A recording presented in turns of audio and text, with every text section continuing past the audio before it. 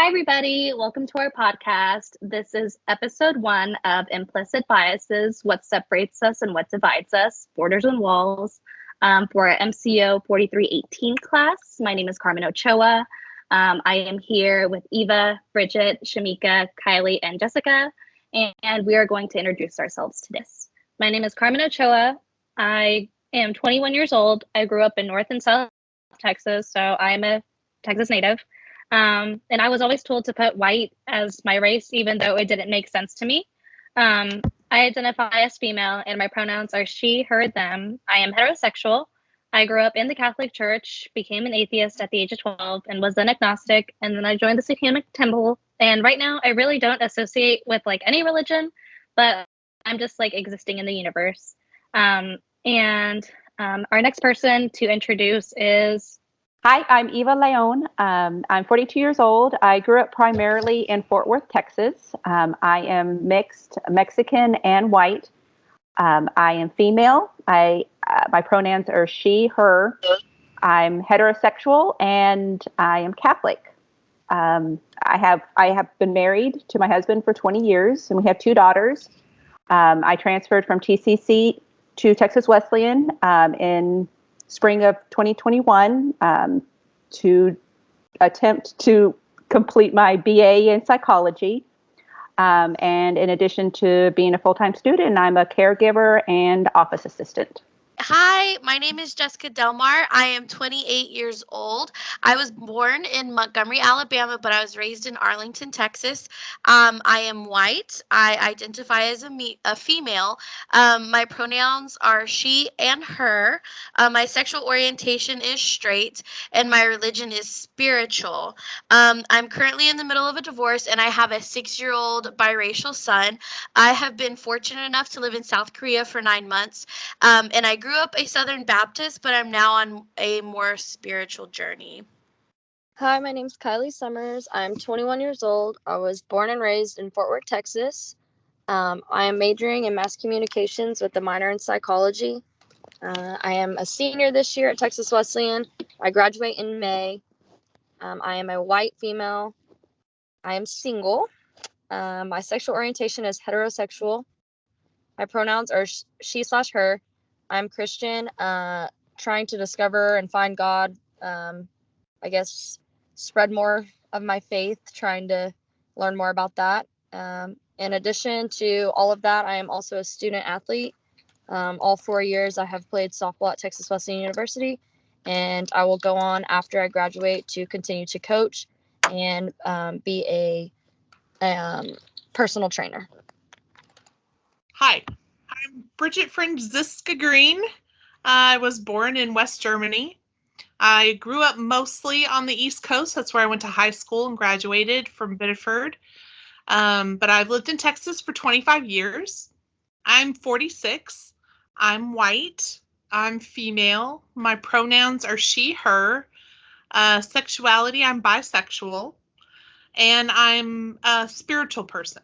I'm getting my BS in liberal studies, and my focus was on business and marketing. I do have a company that I have run with my best friend for 5 years. We make soaps and things, so I guess I'm an entrepreneur.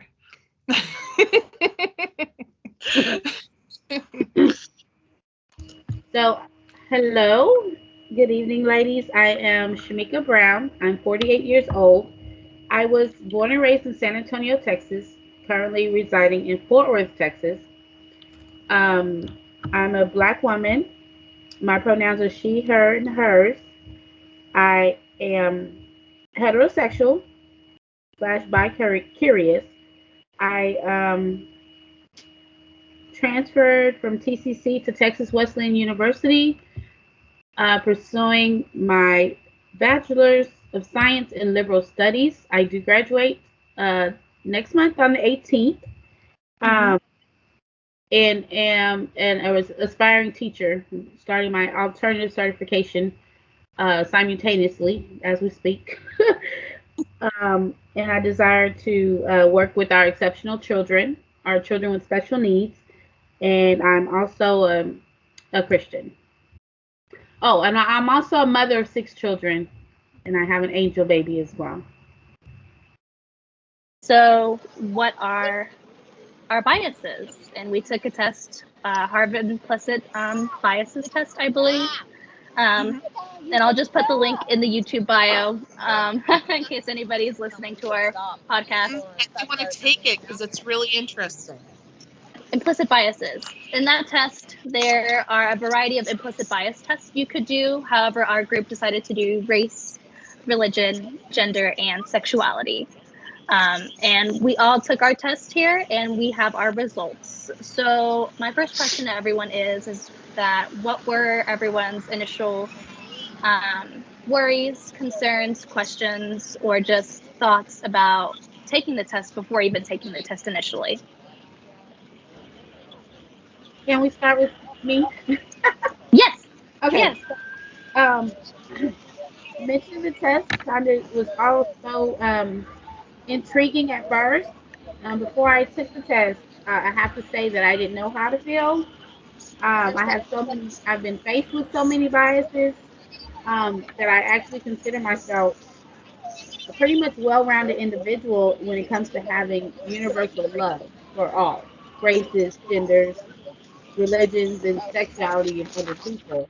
I've always had this notion that I'm just a human, and I love people for what they are as long as they have a general respect for themselves and others. Um, I'm not afraid to be judged, but because the people's opinions really don't matter to me. But it's kind of like how I felt like even at the mention of me having to take this test, it kind of raised a bit of anxiety and questioning to myself. Did anyone else feel like that? I couldn't think that I would have a bias towards anyone or anything. I think it made me start thinking, what if I do? And it kind of started already the anxiety and the fear of, okay, I'm going to be taking this personal test to learn about myself, and I'm going to have to discuss and share this with people. I mean, y'all are my classmates. I don't know you. I mean, we're all online. Y'all all seem like wonderful people, but you don't know me. And so if something comes back and it's showing not favorable, I guess, it's hard to feel that you are kind of putting yourself in a position to maybe be judged, So I think it was literally when I was about to start the test that I was like, what have I gotten myself into? I agree. That's another thing is you made that distinction of what separates us. We are classmates. So we're not like, that's the only thing that connects us is that we're classmates. Some of us may have personal friendships here in this group or have known each other for a long time. But that's one thing that divides us is just how we define our relationship, classmates. So that's one thing that separates us and can divide us. And so, yeah. I also felt that initial fear of just the unknown. Because what you think, like, oh, yeah, I don't have a bias. But then once you get into that known part after taking that test, it's like, oh, wow, I didn't realize that about myself. And taking the test itself, it is interesting because the way the implicit bias test does it is that they give you either religion, one religion here, one religion there, and they have you press a letter on the keyboard, E or I, to differentiate both of them. And so they're telling you to pick the answer the fastest and match them up with one side or the other. And then they will categorize it where it's that religion, other religion, one side is good, one side is bad. And then you're trying to hit the answers as fast as you can. And then you make a mistake and you're like, wait, I didn't mean to do that. I don't think that way. But then the test has already, progressed even further. Too late. It's too late. It's too late. Yes. And so you're just there trying to be like, I'm trying to pick what's right in my brain. And then you have to you can't, you're trying to think and then press the button at the same time. And it just gets more and more intense. And That's exactly what happened to me, Carmen. So Jessica, Kylie, Yes. I'm sorry. So Jessica, Kylie, Can y'all share with us any worries or fears you had before taking the test? Yeah, so I think I had the same, fears just as anybody else. The tests are definitely not like anxious people friendly. So like warning on that, That if this part. conversation leads you to, taking these tests, maybe just, talk to yourself and say, like this is just a test. I'm doing the best that I can. And even though like some of my answers that I got weren't what I was expecting at all, I still think like I know deep down that I'm a good person and I'm, constantly checking myself and my biases every single day. So this is, I think, not the end all be all to the way we feel about a certain group of people, or the way that we think about ourselves or the world around us. But I think it is a good tracking point, and we can definitely help ourselves and our group members grow from there. That's a great point. Right. I agree with that, Jessica. It's basically the same as any of y'all said. I didn't feel, I feel like I felt anxious because my finger was moving faster than my brain half the time. So I was clicking some of the wrong answers. But I don't know if y'all felt this way, but at some point I felt kind of persuaded by the test or the quiz or whatever you want to call it. Because sometimes I felt like there was words on one side that should have been on the other, and I didn't have that option to choose. So did y'all feel that way at any point? I don't Yes. know if you did. Yeah, so I felt kind of persuaded by the quiz. So like you said, I don't think that at the end of the day, those quizzes define who we really are, because we know what we are down to our core and that we are good people at heart. So yeah, I agree with all of y'all on basically everything y'all said. Eva and I talked about how there were some questions that there was no good answer to. Yes, I agree. It was like there's no good way to answer this, and she did the smart thing and didn't answer it. And I still something that was like the lesser of two evils. I felt like, and I was like, that would have been better to be like, how that's so triggering. Like I wish they were recording our faces while we were taking that test so that we could be like, do you see how grossed out I am about the way? That's like, yeah. Like it almost felt persuasive. Like, you either choose this or you choose this, and you don't have an option. Like, you know what I mean? So. Right. I was very anxious, as Jessica mentioned, but particularly with the race portion, I kind of felt offended because my results actually landed me as to, or suggested, that I had a slight automatic preference for white people over black people.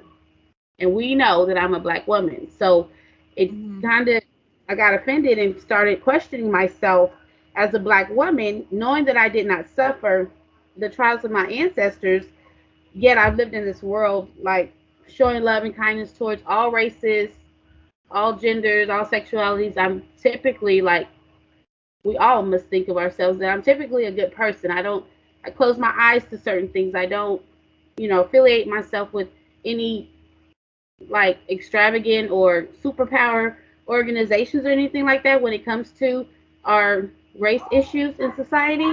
But I only believe in one race, and that's the human race. So I was kind of shocked to my results for that. Who else kind of had one section that kind of threw them off? I was gonna, if it's okay if I jump in. Yeah, go ahead. It was the same for me, where I think it was the only test that it came back and it said I had a strong, because the test, it was like either no preference or slight preference, but it says that I have a strong preference for, they put it as European Americans, which I'm white, over African Americans. And it kind of threw me. And I have to, it wasn't funny, but I was literally like sweating because my husband was in the same room as I was, and he knew what I was doing. And I told him my result, and he was like, "Oh, you're racist." And I'm like, "I'm not racist." I'm like, "Don't say that. Like, you don't say that. You don't say that." But he was joking. Like, thank you, honey. No. He slept on the couch that night. Just kidding. But it literally, it made me start sweating, like as if, okay, is there something hidden in my subconscious that am I prejudiced? Am I prejudiced? You know what I mean? You were And combining the two together. yes, into I one was. word. I'm starting my own language. Yes. But And that's the scary feeling. yes, but I had to reread my results, and it suggests a preference for white people over black people. Okay, that doesn't mean that I have anything against black people, but for whatever reason, I have this preference for white people, I guess. I don't know. But it's funny because I was talking to my mom about it. I guess I just like to talk because I was talking to my mom about it, and she surprisingly was like, yeah, that makes sense. And I was like, what?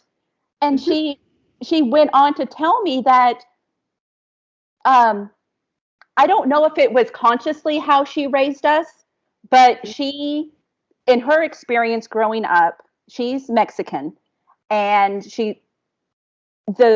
what she said was that I think it was middle school or elementary school, it was a predominantly black school, and she was terrorized, she was sexualized, and she felt powerless growing up.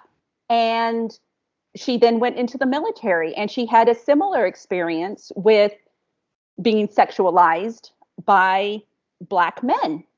And she ended up marrying, and I don't know if it was conscious or unconscious, she married a white man because it's like she didn't want to be with a Mexican man. She didn't want to be with a black man because they made her feel powerless. They were in the military when my parents married, and so we moved around a lot. It was always just us. So I didn't have a lot of exposure to really even think about, other people's races or religions or, sexualities or whatever. But in a way, I think she may have done that on maybe unconsciously, consciously, I don't know, to protect us as her children. It's like she was trying to have us in a bubble and protect us from something that she had experienced herself. It's hard for me to think that my mom is racist or prejudiced. But I don't know if somewhere in my subconscious, it's like that's there, and the question of whether or not where these biases, these unconscious biases come from. Is it our upbringing? Is it our experiences? I guess that's my question that I want to maybe put out to everyone at some point is, where do you think these biases come from, or where do they kind of stem from? So when we're talking about how we were brought up with our parents and what we were used to being around, we're accustomed to. So I grew up, I had all Hispanic friends. My mother was the neighborhood stylist for all of my Mexican friends with black hair products. So it's like we just kind of all blended, and we put in all that we had in our individual households, and we brought them together, and we were just a community of people that loved each other. So that's kind of like how I grew up. So that's why I say I have the walls and the borders are there, of course, and they are dividing us, but as an individual, and it may not have just this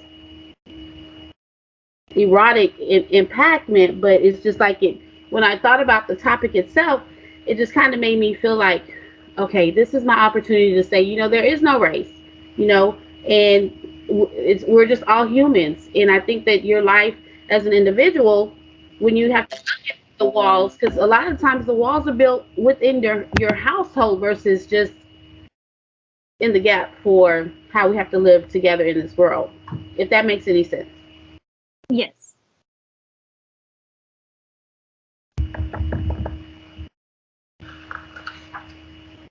Okay, so did anybody else want to share I guess, a result, one of the results that were surprising to them? And it doesn't have to be race. Yeah. It can be one of the other ones. Yes. Other as well. Okay. So I wanted to I wanted to share my response or my results that I got, because all of mine, like I think it was Carmen that was going over it, and how each result that you get has a different level on it. So there's the slight automatic, the moderate, and then the strong. And for all of my results, I got slight automatic, except for the fact of gender. And it says, my responses suggested a moderate automatic association for male with career and female with family. And I just think that that's so interesting, you know. I think deep down in my core, like I've kind of always wanted a very nuclear family. But with being a single mom, you know, I am associated with bringing in the money and taking care of the house. I do both. So I just thought it was really interesting that my results came back of having the male be career and female be family. Did anyone else have different results than I got? I had the same. Yes. Well, I actually had the same. All of mine was slight, and then to gender, mine was moderate automatic for male with career. But I'm too. I mean, I'm divorced, but I have 6 children, and I've been a mother for 33 years. So most of that time, I've been pretty much by myself raising my children. With the exception of my last 3 children, their father is actually active, but the other 2 have never been active, just absent. That's a whole different podcast.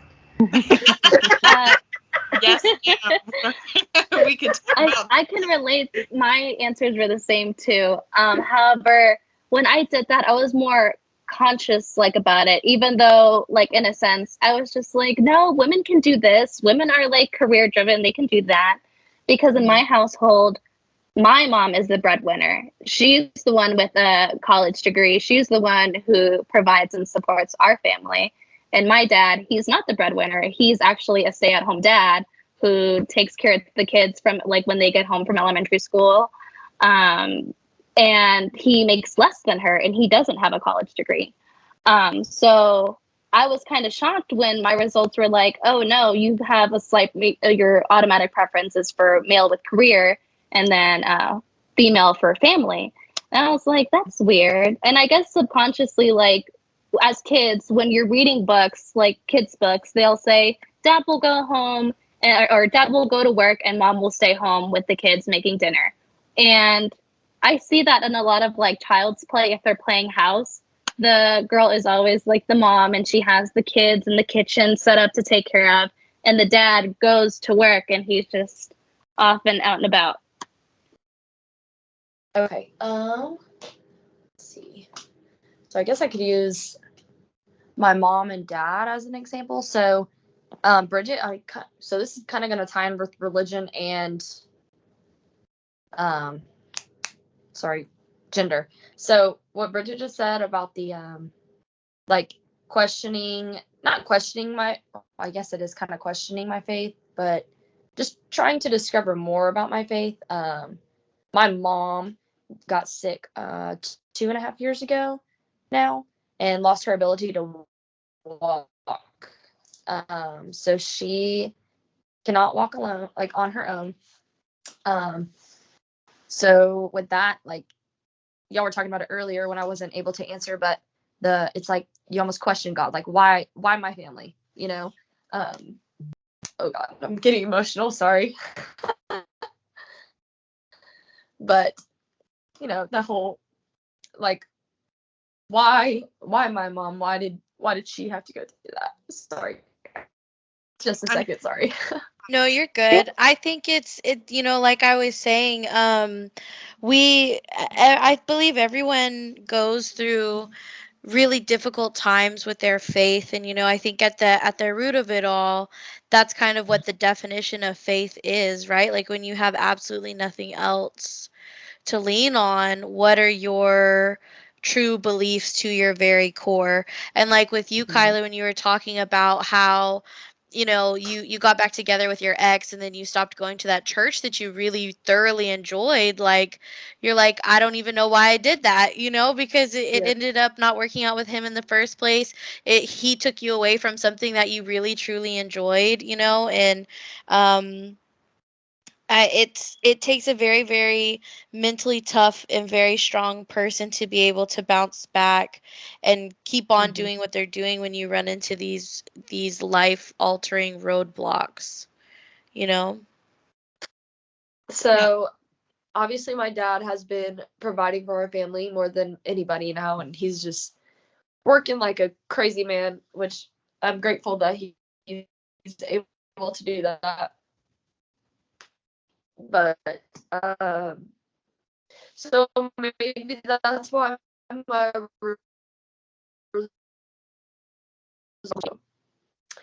but the circumstances are unfortunate on why I know that or why I believe that. So, but I'm also, I don't know who said it earlier, an entrepreneur. Was it you, Bridget, by chance? Yes. Yep. Mhm. Yeah. Yes. So Yeah. I say So my results were leaning more towards women being at home and men being working, but I think that's because of my upbringing. But again, under unfortunate conditions. But with that being said, I am an entrepreneur. I have two businesses. One of them's a small business, and one I'm a strength and conditioning coach for other athletes all over the DFW area. So in my eyes now, like I'm like, women can do anything. Like sky's the limit. Take off, do your business, you go, girl. Like, you know what I mean? So, so yes and no. Like I'm kind of torn on that. So I was kind of surprised with my results, but then again, not really, because for I would say 19 years now, that's all I knew. And these just past couple of years, when I got into college, I started to venture into entrepreneurship and opening my own businesses. So, yeah. Sorry about being so emotional again, and thanks for being so supportive. It's okay. This topic really just is an eye opener for everybody, and it just makes them reflect on their life experiences and how the results have shaped us as people. And it's just us in this podcast now just sharing those experiences and how our results have impacted our life, whether if it's for the good or for the bad. Right. And that's what separates us and divides us essentially, is just our own life experiences. Well, I think one of the things I see is a group of really strong women who've been through things, Yeah. and they've all continued to work on their goals. And I had such a negative viewpoint of marriage, and I'm single. I've never been even engaged, so so for me to get a moderate automatic response for the gender career thing, it was pretty surprising.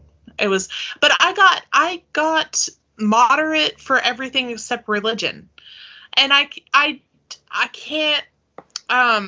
It's hard for me because like I can see why I probably got those answers, even though I can think of all these different instances in my life. Like I dated an African American man for 12 years, and my first boyfriend was,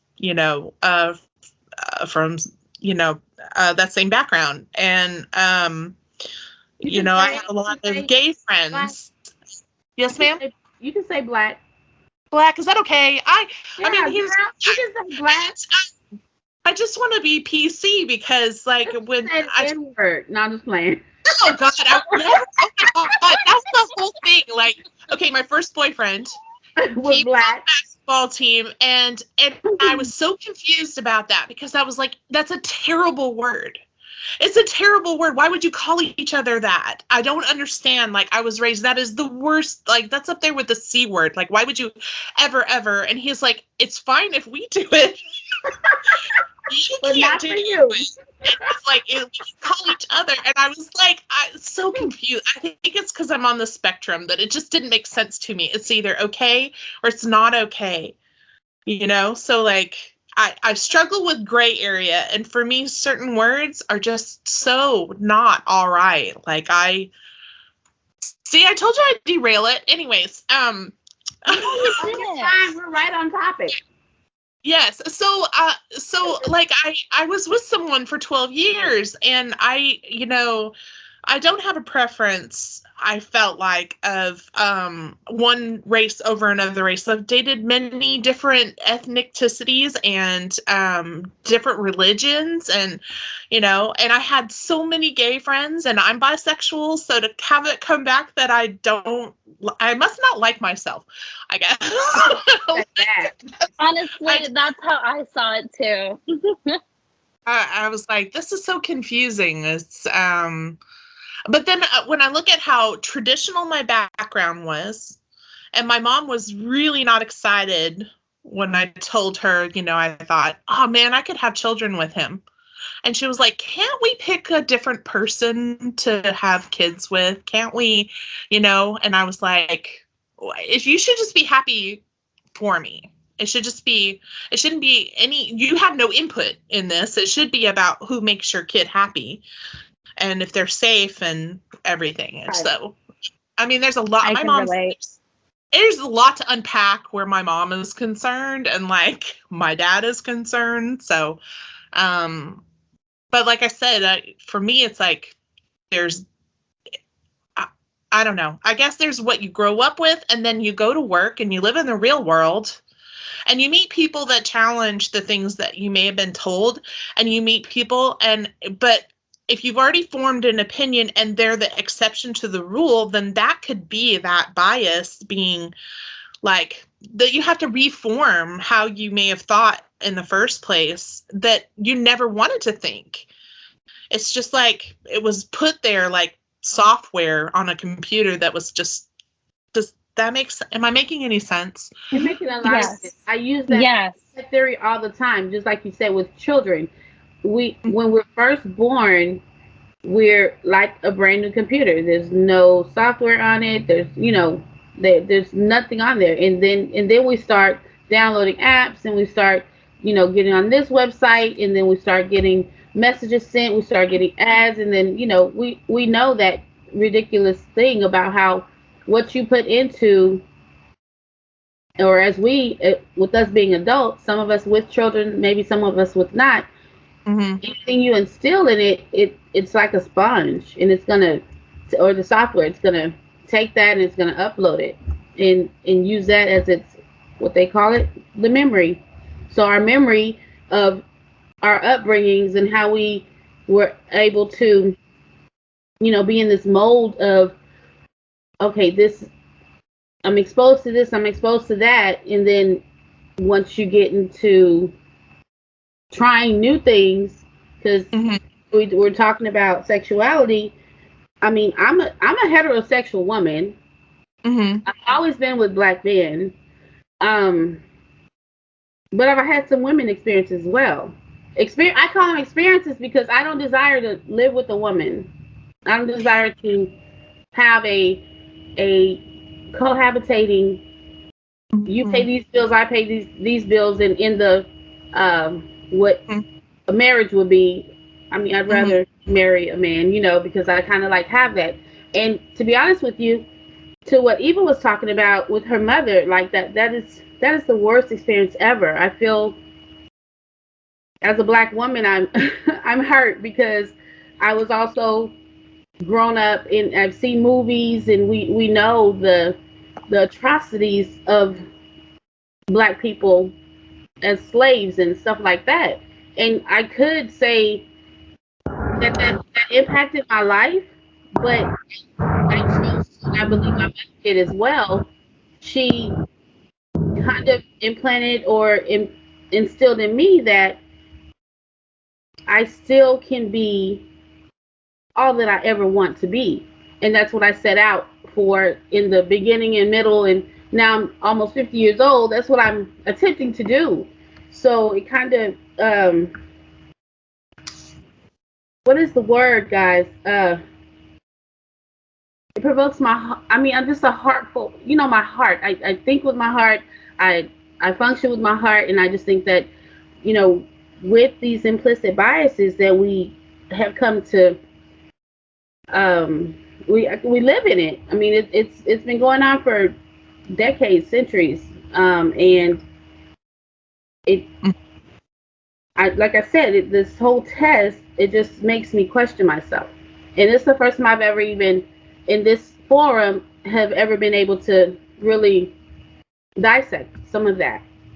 Never really dealt with it, Right. Mm-hmm.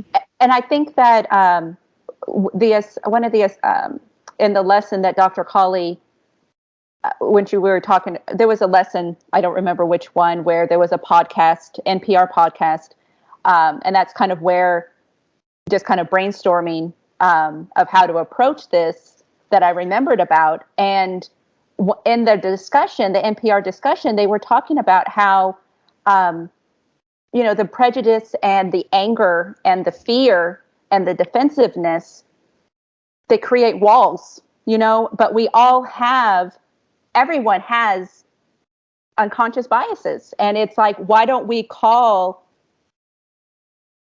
just call it what it is? These implicit biases, it's not that we're right or wrong. It's not about trying to defend because I'm afraid. It's being able to listen, being able to be open, and being able to know, okay, and respect. I am a person, and I want to be valued. I want you to hear me, and I want, I guess, in some ways, some validation. And I have to know that you want that too. It's not that I'm trying to convince you. I'm not trying to change your mind. I'm not trying to judge you. And I think that, I think the fear and the defensiveness is, if we can call it what it is, it might bring down some of those barriers. It might bring down some of those walls, because we're all coming from a similar place. We're all coming from past experiences, our own experiences, our personal experiences, our own backgrounds. And I'm not wrong. That make me scream right now. Girl. Yeah, I mean, y'all, I'm getting emotional, so I'm sorry. Well, these are tough subjects. Yes. This is really hard, talking about where you think you may have picked up biases that you may not even know you're expressing.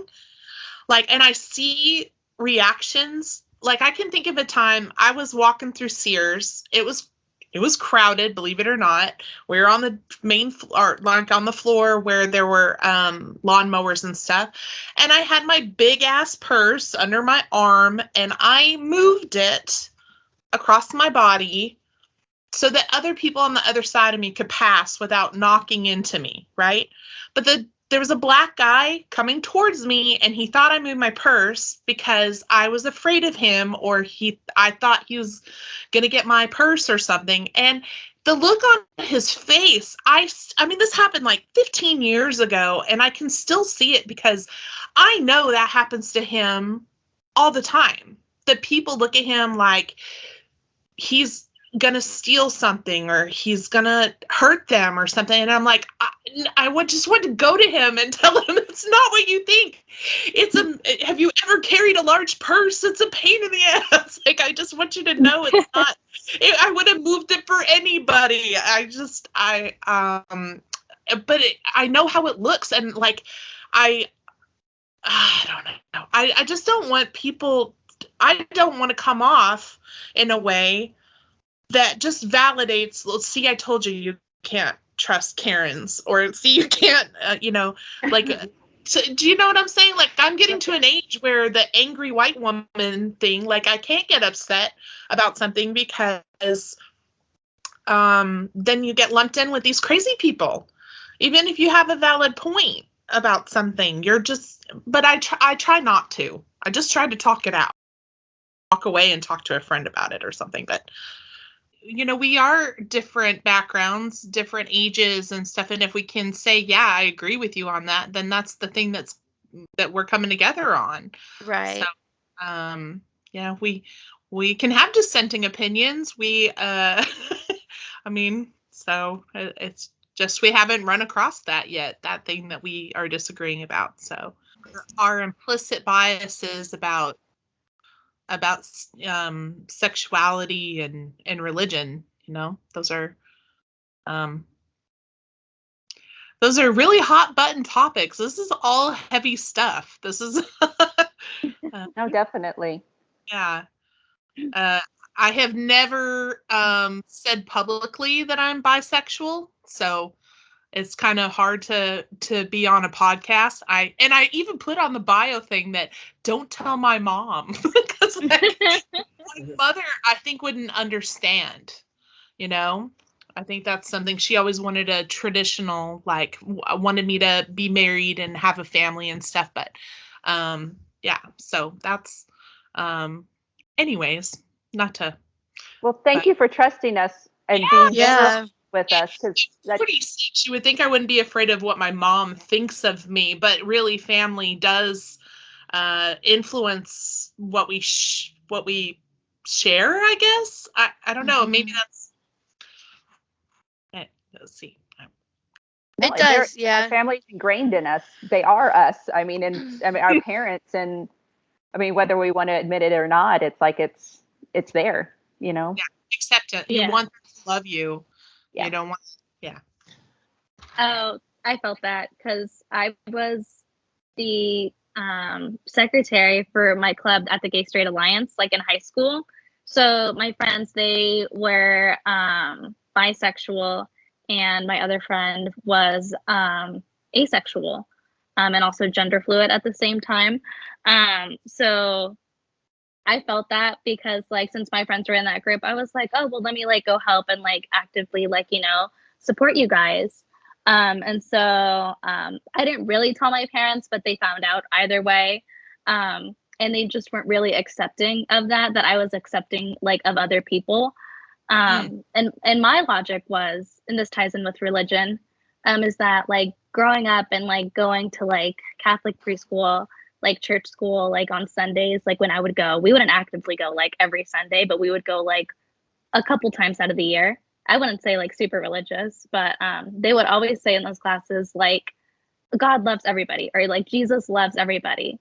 And then that's the one thing that sticks with you all the time. And then as you get older, like going into like from elementary school to middle school, that transition where it's like, oh no, God only loves like a selective few people who fit this criteria. And it's like, how did we go from everybody to like here? And so, I mean, that's just my take on it. And that's where I started to really like question, like, why, like the why. Mm-hmm. Yes.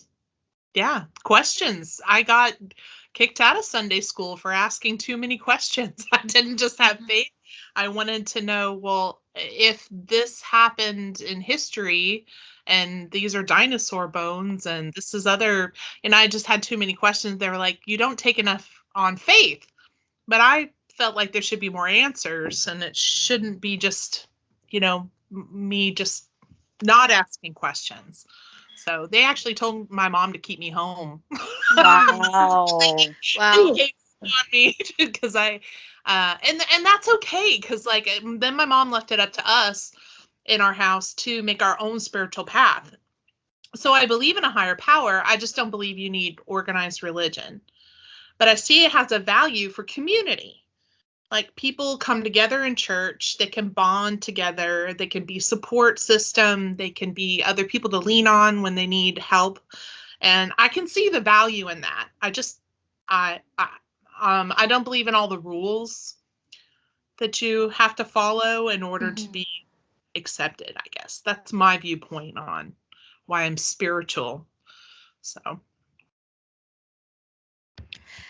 That's actually one thing that steered me away from my Southern Baptist roots, was being not feeling like I'm important in the community. When you have there were actually at the time, Jessica is a very popular name, especially for like early 90s babies. And so in my youth group growing up from like middle and high school, there were 4 of us, and at max there were 5 of us at one time, Jessicas. I mean, not just like youth group kids. So there were 5 different Jessicas, and they they literally labeled us by Jessica 1, Jessica 2, Jessica 3, and Jessica 4. Yeah, and so the original Jessica, she got to keep just Jessica, but I think I was Jessica 3.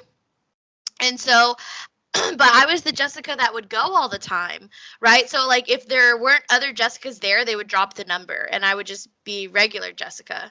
But as soon as another Jessica would show up, they would love to throw that Jessica 3, like, and that was just like really difficult with that too. But besides that, just having a lot of Jessicas, there was also a point in time where it was my freshman year in high school, and I was dating this guy, and we had been together for about a year. And at that point in time, I was very strong in my faith, and going to summer camps and D-nows, and just like I was so involved with my church, like it wasn't even funny. And so when I came up to like this issue in my relationship, like it was a really good relationship. Like it was a freshman in high school, like it's nothing fishy going on. We were just enjoying spending time together. But when I was during one of our like sermons one day, like our youth pastor was preaching that you shouldn't really be dating people outside of your religious affiliation. Well, my boyfriend at the time was atheist. He didn't believe in anything. And I was like, oh, well, do you think you could start coming to church with me? Like doing what I was supposed to do, right? Like, and that's the whole thing is like, what are you, quote unquote, supposed to do? So long story short, I ended up breaking up with him because he didn't want to go to church with me, which, that was fine because that was his right, but I broke up with someone who I was perfectly happy with. Could have, we could have made it like, maybe a couple more years, but in reality it's high school, so how long is that going to last? But so anyways, with breaking up with him, I turned to my church for support, and when I turned to my church for support with breaking up with him, I received nothing.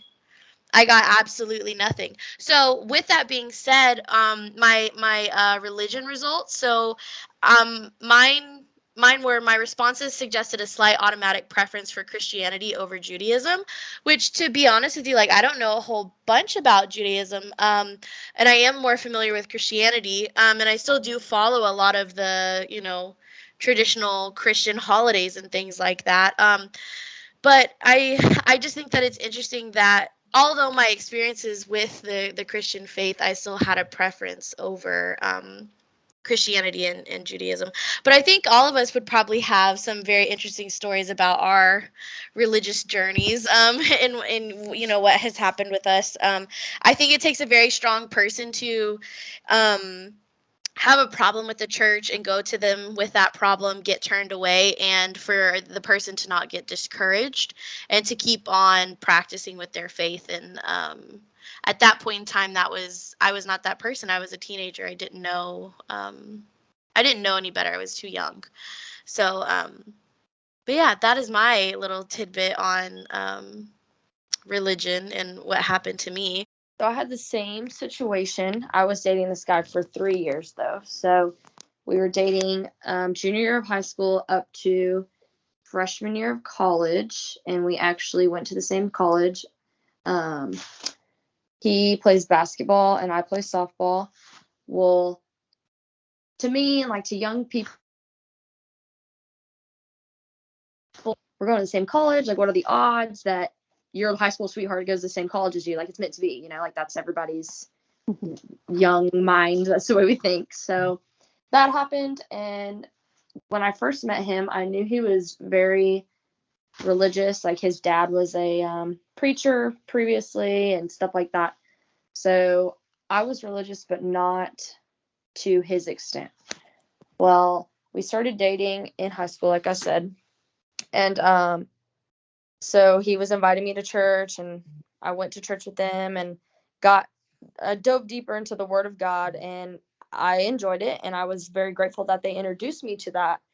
But so that was probably about a year into the relationship, and then he ended up cheating on me. So yeah, so that happened. We split for a little while, and then I'm sure, I don't know if any of y'all have experienced this, but I feel like quite a few people can relate to it. You go back, you think it's going to change, stuff like that. So I see a little laugh there, Bridget. I felt Anyway, that. I believe in second chances. My ex and I, so off and on, it was like people were, they were like, oh, so how long are you guys going to break up for this time? I'm like, it's over forever. Yeah. And then Never get back together. And then it was be like, sorry. Yeah. I didn't mean. No, you're fine. You're fine. So, I went back with him and we continued the whole church thing, whatever. Well, so this was probably without the break, I'm going to guess we were about 2.5 years into our relationship. So at this point, I'm starting to see some hypocritical, very brainwashing characteristics of his parents towards him, very much so, and then towards me as well. It started to come at me because I guess I've been around for so long, they thought it was okay to start pushing that on me. Well, they are Southern Baptist. I don't know if y'all have ever had an experience with the Southern Baptist, but they are very, in my opinion, from what I've experienced very hypocritical Southern Baptists. So they say one thing and they do the other. So that's my experience with them. But okay, so we broke up again. And this time we're in college. So freshman year of college, we broke up again. Then we got back together, and I was going to a Pentecostal church with one of my teammates at the time. Well, when we got back together, I invited him to come with me to this new church because I loved it. Like, I found a church home. I felt comfortable with all the people around me, and I just dove deeper into the word. And it felt right. It didn't feel weird. It didn't feel hypocritical. I didn't feel like a bad person. So I take him with me, and I don't know if any of y'all have experienced Pentecostal church, but they show their, I guess, spiritual beliefs differently. So when you're in worship and they're singing and stuff, they are very hands in the air, celebrating, dancing. It's almost like a concert, and I thought it was really cool. No, I was not participating in the concert actions, but I was there singing, enjoying my time. I don't know if any of y'all believe this way, but if I'm in church and someone is on their knees praising, good for them. That doesn't mean I have to do that. You know what I mean? So there's just different ways of showing that. And long story short, at the end of that, he went back home to his parents and told them about the experience at the church and the way they were praising God, like their way they do it. And later on, I got a text saying that he will never go back into that church again. They do not praise right. They this, they that. The way they jump around like it's a concert is not biblical, and that I need to find a different church and all of this other stuff. And for me, as soon as he started telling me that, I knew immediately it was his father and his mother just being very ugly, honestly, ugly-hearted people.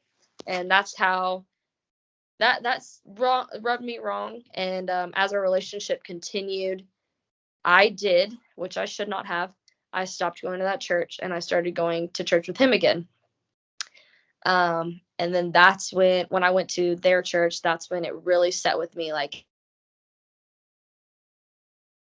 nasty people, like very judgmental and hypocritical Christians. They say one thing, and like I said, they live another way. So yeah, so now my take on God is I believe in a higher power. I know who my God is. And if you celebrate differently,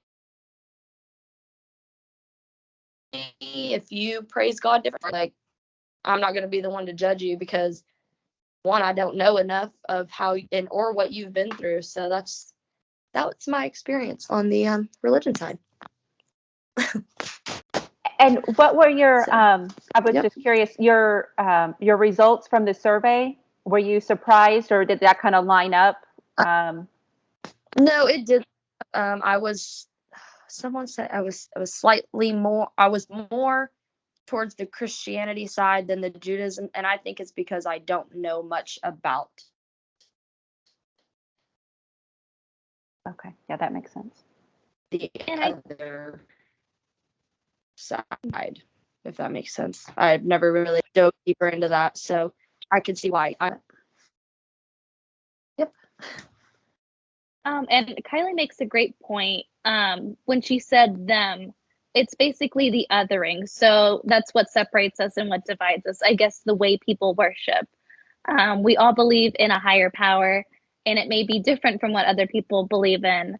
But I think religion really does separate people, whether if it comes to worship, the word or scriptures that they're reading, or the message.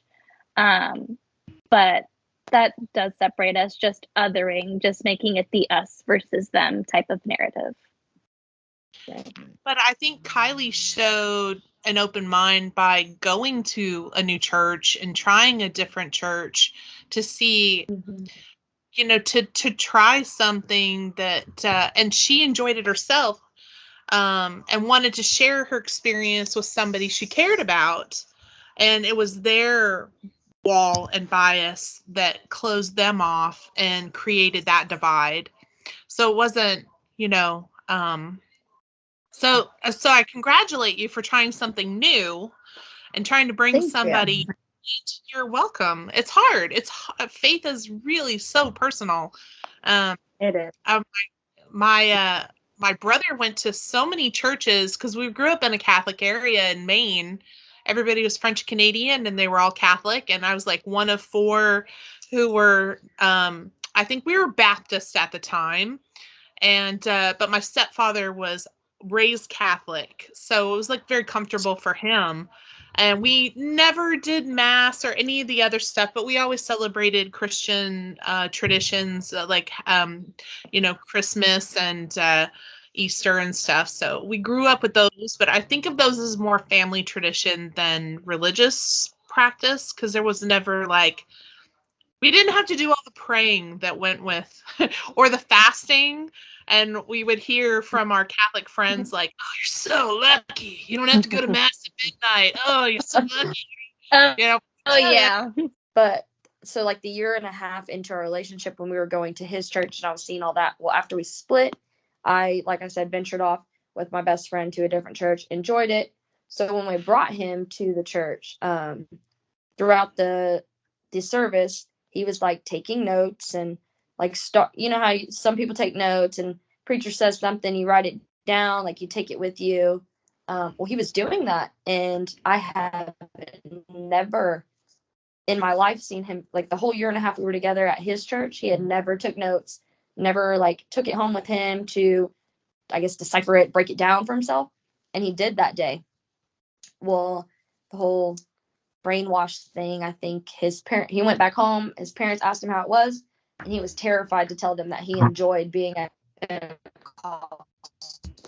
church because that is not what his parents believed. So I just to kind of piggyback off of that, I was raised Catholic, and I've tried my best. My husband he was baptized as a Catholic, but he doesn't define himself, which is fine.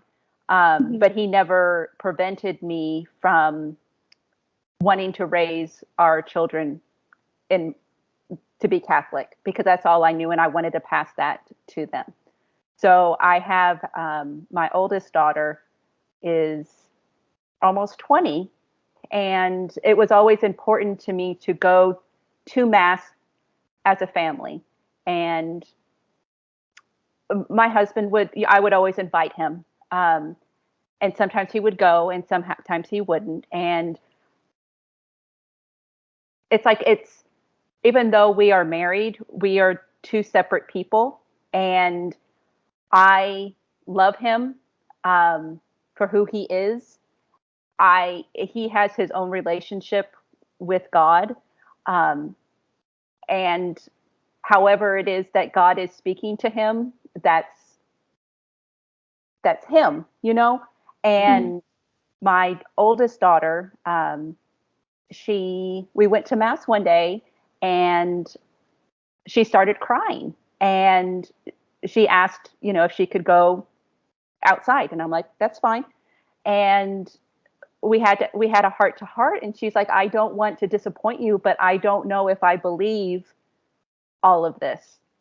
And it broke my heart because I want her to know who she is, and I don't want her to feel the pressure of not being who she is because she's going to disappoint me.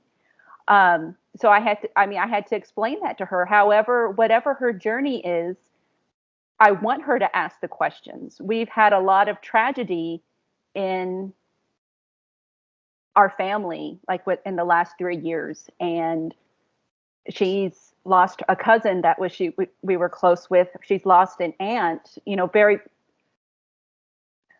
it was very fast, and she doesn't understand why. Like, how could God allow this to happen? And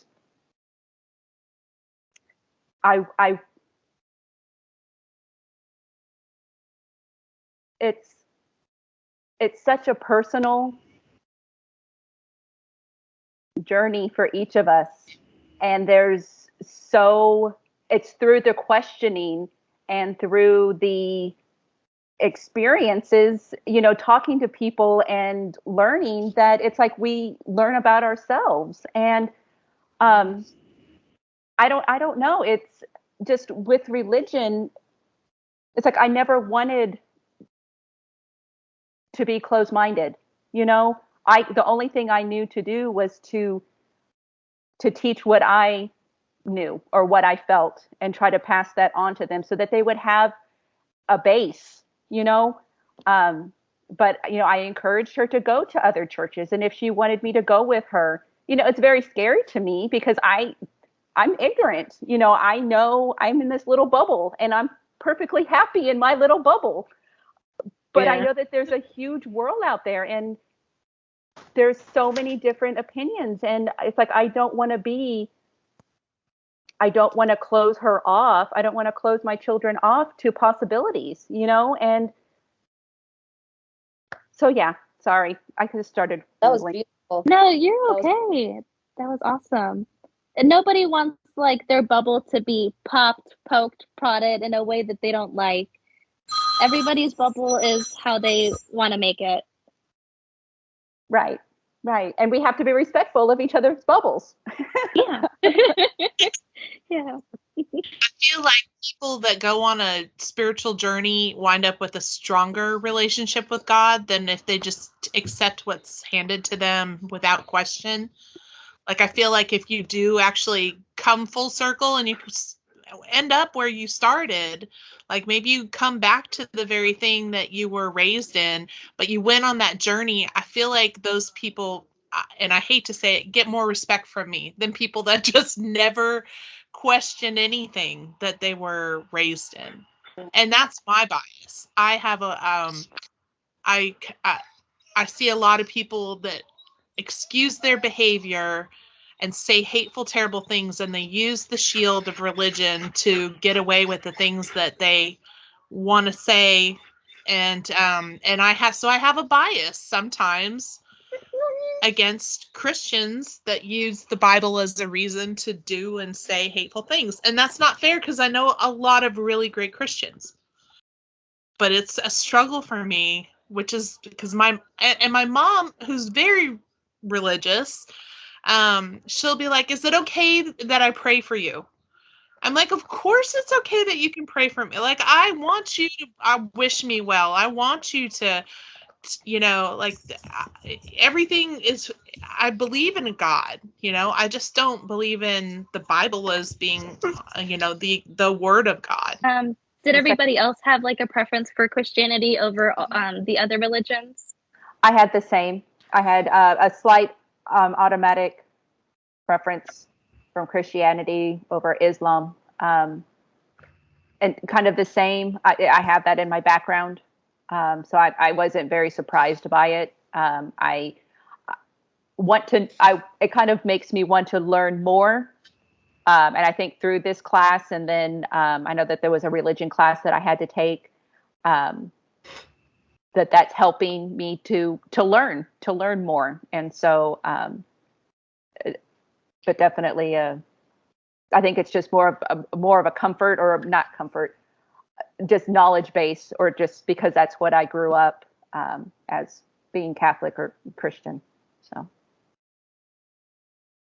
just to chime in, my responses also suggested a slight automatic preference for Christianity over Judaism. I noticed that Eva, right? Eva, yeah, said over Islam.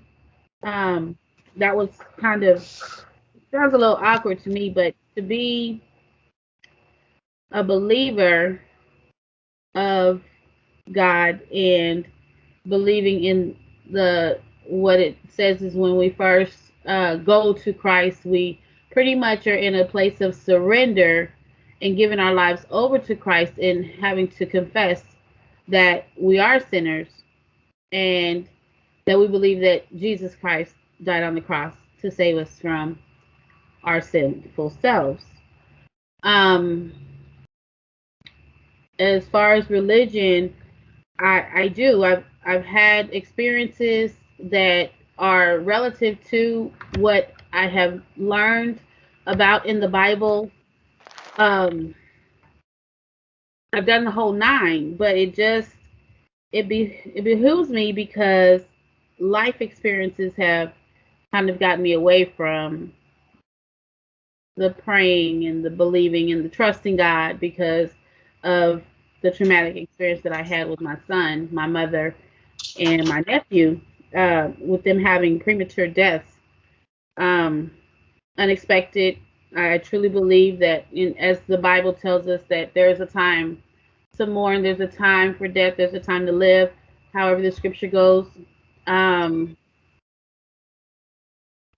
But that too has created a wall and caused the divide between what my ultimate goal is to have that relationship with God, or the higher power, the Father. And in my state right now, it's like I have questions and I want answers. And it's just the wall is there. So I'm just kind of I try to utter a prayer every now and again to make sure that I'm still connected. It's truth that I am. I mean, I know in my deep inner self, because of how I was raised, and even in my adult life, how and what the encounters that I've had with God. It's bittersweet, but all in the same. It's still, to me, a testament of the borders and the walls. In this test, the religion part of and my results in that,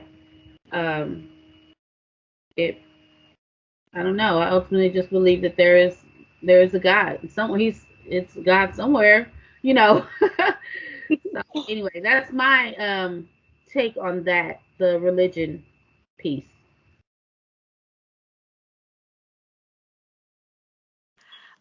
Mimi, I think I just want to say that I think you encapsulated that feeling for a lot of different people. I know you're probably not the first, and I know you're definitely not the last who's going to struggle with feeling disconnected and needing answers and wondering why.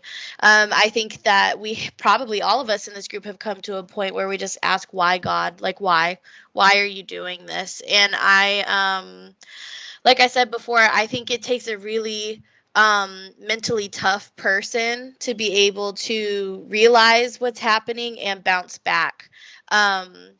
And sometimes you have good days where you are mentally more tough, and then there's some days where you are just not mentally tough. That's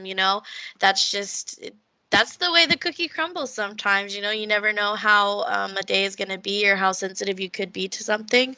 And I definitely don't think you're the only person to have struggled with that. We need to do sexuality. And I mean, I can start off. I guess I am kind of surprised. My results came back. My responses suggest no automatic preference between straight people and gay people, which is, Isn't that great? That I guess that's great, but Yeah. it's funny because I know that there is so much change and so much discovery and so much of our youth. I mean, I feel I say that, and even when we're talking about giving our pronouns, all of this it just kind of feels it's new to me, and I definitely don't ever want to offend anybody, but because of my ignorance, I am definitely I try to remain open, and to your point, I think we've all kind of said, as far as loving each other, I may not understand, I may not have a frame of reference, but I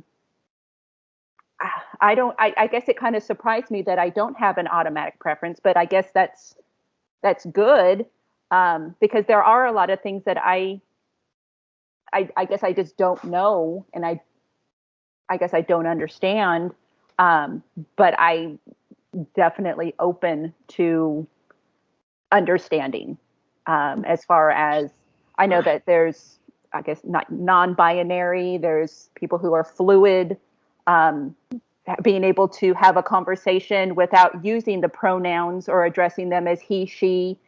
They want to be It, them, they, right, them. right, Yeah. yes. And so I've never had a conversation with someone that preferred to have those pronouns, but I could see where I would probably mess up. You know what I mean? Yes. So that's scary to me. And I wouldn't want to offend them, and I wouldn't want to put them on the defense, and I wouldn't want to be defensive trying to explain myself, like I just don't know. So I don't know if that's kind of an age thing, but there is so much discovery, and I think that it's awesome, that people are exploring and they're finding out who they are. Mm-hmm. They're taking that time to discover and find it out. So, and maybe trying to be more empathetic, in that's why they care to ask about the pronouns or to share their own pronouns, because they want to show I want to connect with you. I don't want you to automatically put a wall up and not hear what I'm telling you because I called you the wrong gender. Like, I don't want to stop a conversation with someone that I obviously started talking to for a reason. Like, there's and then that's what we're talking about, those biases and those boundaries and barriers that we create, even without knowing that we're doing it. And I don't know. You're okay. Sometimes I say I don't know, because I really feel like I have a train of thought and then I get lost, and then I'm like, am I making any sense to anybody but myself? Am I You're making sense. okay. What did you get as your score when you took the test? For sexuality, I got moderate automatic preference for straight over gay people. And I thought that was interesting because, I've had experience with women, and I've dated couples, and I've had so many gay friends, and I just didn't think that my upbringing would have influenced that so much that I would prefer straight, not that I just thought I would be slight, maybe, but not moderate. I mean, that just seems kind of like a higher, I don't know. I always want to be better. I always want to do better. be a better person. You know, so. Yeah. And again, just to that point, Bridget, um, I, I've been, like I said, I've been a heterosexual woman all my life, and it wasn't until I was an older adult that I've even had these experiences with women. So I don't know. I'm just still trying to figure things out. Yeah. And I also have a daughter who is a lesbian, but she does have a son. But she lives crazy wild life. But since the bad experience that she had with her son's father, she's just been. She had the first girlfriend, which is very, very toxic, and I'm so glad it's over. Thank you. And, I, I'm talking about. I was praying then a lot, but the thing about me having a slight automatic preference for straight, oh no, what is it? Slight automatic preference for straight people over gay people. I have so many gay friends. I have a niece that's gay. I mean, and we're just, to be honest with you, I have a lot of fun with them, and that's where we also come to that. And I'm sure we're probably going to be closing pretty soon with this. The the idea that because someone is gay or that they have that preference, or not straight, or um, for you to build that wall and have that divide to where, okay, this is not gonna work, or we can't be friends, or we can't, you're my daughter, but because you're that way, I'm not gonna deal with you. No, I don't think that's how it works. I just think that we just have to have a universal love and some type of acceptance to just love people for who they are. And as long as they, again, respect you, you guys have a mutual relationship. Now, of course we know the give and take rule. You know, you're not going to just let anybody uh, run over you or treat you unkind, or mistreat you. So I mean, just as a people, those biases can really, they serve to benefit us in the long run, because again, I just have a no judgment zone in all of these areas, specifically the sexuality part, because it's not up to me who you choose to love, you know. I felt that. Mine, I was pretty surprised. Mine was a strong automatic preference for straight people compared to gay people. And I was like, wow, that's crazy. Like, I never thought I'd get that. And you But said then that it, you had done that group, that you were helping other people. Like, yeah, exactly. But then in my mind, I realized that, like, when I'm talking to people, I don't unconsciously think like, oh, they have a spouse, or like, oh, like I'm just thinking like, oh, they have a partner. That's cool. Because like when you meet someone and they say like, oh, I'm in a relationship, I don't like assume like who they're with. I'm just like, oh, they found someone, like they're happy, like that's nice. Mm. And that's what I've really noticed with most of my like friends that I have met. It's like, oh, like I'm in a relationship, and I'm like, oh, that's cool. Like, how are they? Or like, what do they like? And then they tell me and describe them to me, and then it's like same sex couple, and I'm like, cool, right on, more power to the people. Let's go. And if it's like a heterosexual relationship, it's like, oh, nice, equally good as well. As long as it's like a good, loving, and healthy relationship, I believe like love is love. As long as it's not toxic or interfering with their happiness, I believe that they truly should have somebody there. Mhm. Exactly. I have a best friend. We live together. We are not a couple. We are just like sisters. We bought a house together. And that was really confusing for our coworkers, our mortgage company. They couldn't understand. They can understand a couple, a gay couple, And a lot of people, they just assume that we're a couple. And I'm like, we're not together. It's great that we've progressed to the point where two women can't be best friends without them being a couple. That's that's the automatic is like, that's, but, and we joke about that. I was like, we should just get married and we can get all this health benefits and we can like, we can get the whole like gift registry, you know, but you know, I'm just kidding around most of the time till I want a crock pot. That's how me and my friends are. Like, me and one of my other friends, we're both like bi-curious, I guess.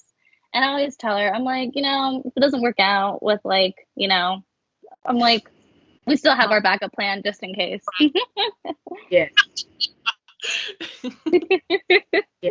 I actually have, I have some women that I've been. Okay, so I drink, right? Mhm. I don't know if I could say this on the podcast, but I explore those tendencies or that by curiosity when I'm drinking. I have a friend girl. We're college buddies. We do get together and do events with our children. We're friends. But when we go out and we're having a good time, people are going to be asking questions because it gets a little crazy. But after that, it's just back to normal. So, hey, okay. Yeah, I just think women are neat. Like, yeah. Yeah. And men are cool too. I mean, they're just like. Men are awesome. I love men. Y'all are cracking me up. Women are cool. Yeah, I just think they're nice. They are amazing. You know, the clothes are fun. Dancing. Yeah, like, we get each other on like an emotional level too. So yeah, there's bonuses to going out with your lady friends and having a makeout session after a few drinks, and then there's some fun that. Never mind. See, I knew I would do this. Anyways,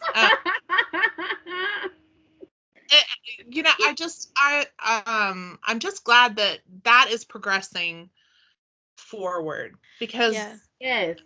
I remember in the 90s when it wasn't so easy, and we live in a city, and so I think there's more opportunity for people to be themselves in a city. There's more people like themselves in a city than in a small town. Mm-hmm. Like I've been the girlfriend of a gay guy so he wouldn't get beat up, you know. Right, because people, in a small town, they are not evil. Oh, that is so true. People are evil. I had a very close friend. He would go. What is that called when they perform and they dress up? Drag. Oh my God! If you ever want to entertain and go out with me, that is something I would love to do. I actually absolutely love watching those shows. I had a very good friend that did that, and he was very confident in his stuff. Like when I go see him, it was like yes. Love to see him. He enjoyed it. It made him happy, but he just received a lot of slack from ignorant people, and I didn't like that. Mom. Yes, sir. I understand. My friend, they are, well, they don't go by their original name, like their birth name. They don't use their dead name, so they created their own name. They are, I say they, them, because that's their pronouns. But it gets confusing sometimes because I knew them when they were a she. So anytime like I have memories of them before, it's like, oh, I can't use that pronoun. I have to use they, them. And they're still the same person regardless. It's just getting used to the new name and then their pronouns. I know it's hard because a lot of people we went to high school with, they would always call them by their dead name. And so they would always be like, oh, that's no longer who I am. This is like who I am now. Non-binary. That's it. The word escaped me. But yeah, And then I've also seen people who have transitioned, and they are very well at passing. And I always acknowledge them by their pronouns, and what name they prefer to be called, because I don't want to misgender them or call them by the incorrect name. Because sometimes they don't even out themselves to people because they fear for their safety. So I always just like to make sure it's when I'm talking about them, it's all right to use whatever they prefer to use. Yeah.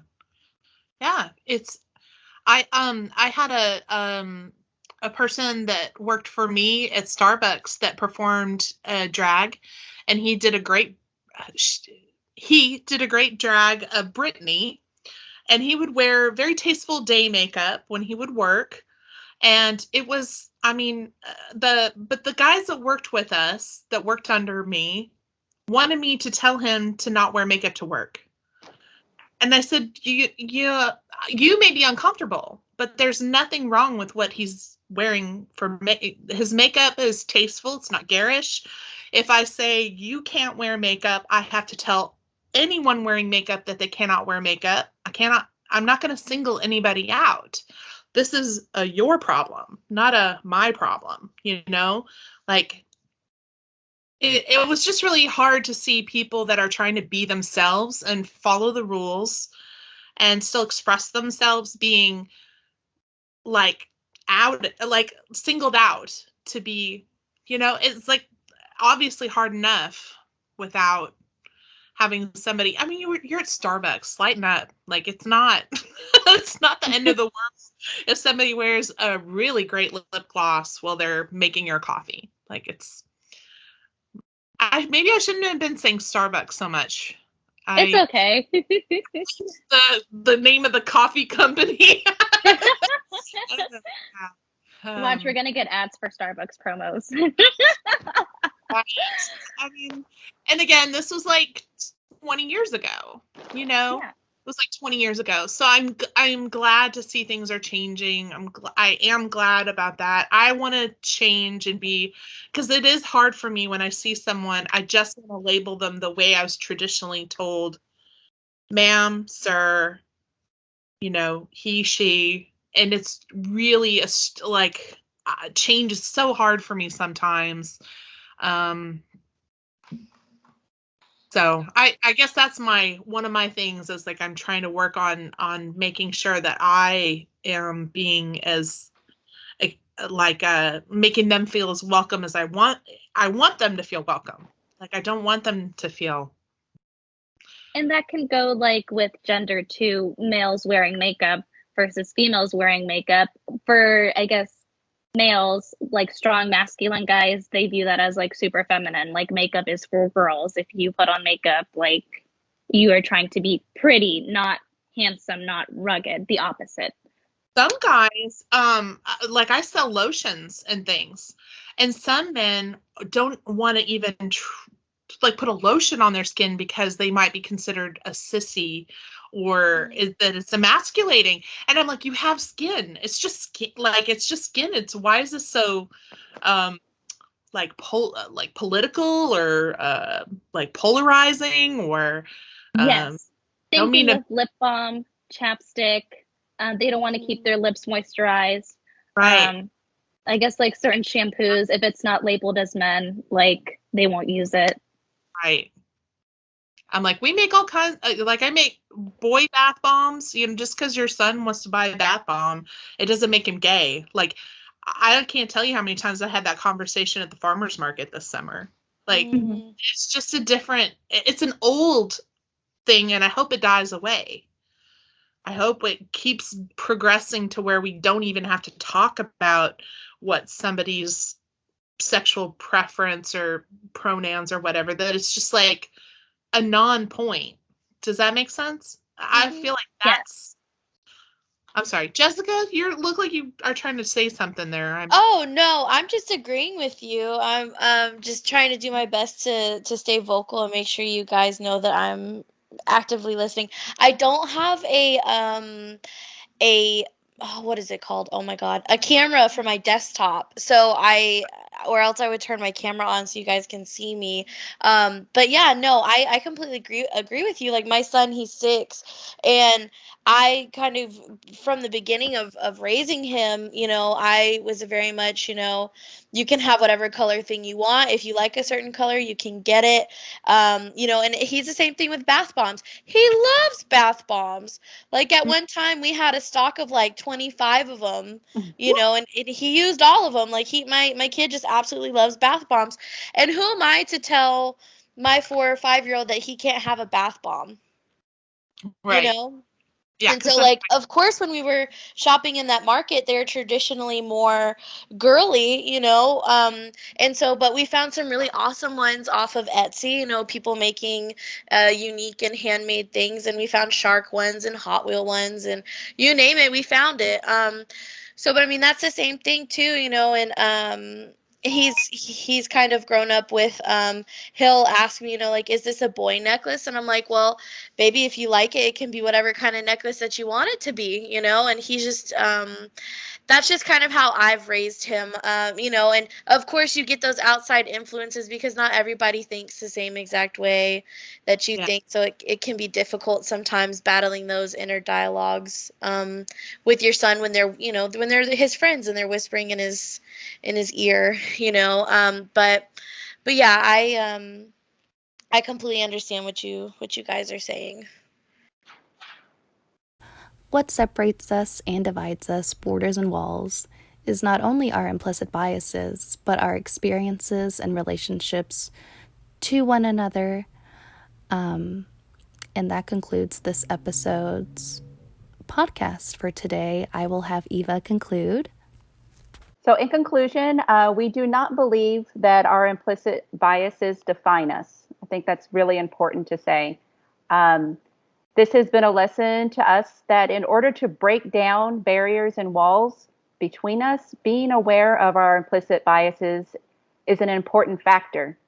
Learning about ourselves and others and being open can help us to build bridges rather than walls.